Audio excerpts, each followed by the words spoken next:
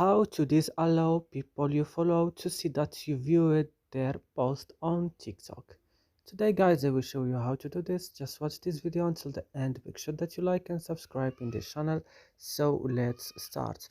First you will just go to TikTok, open it. Then when your TikTok is opening, go down on your profile.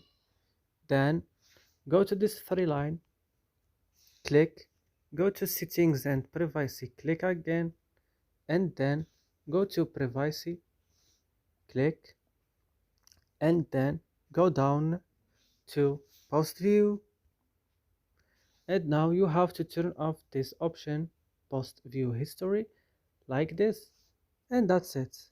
So I hope this video is useful for you. Don't forget to like and subscribe in this channel, and if you have any question you can write it down in comments, and see you next video.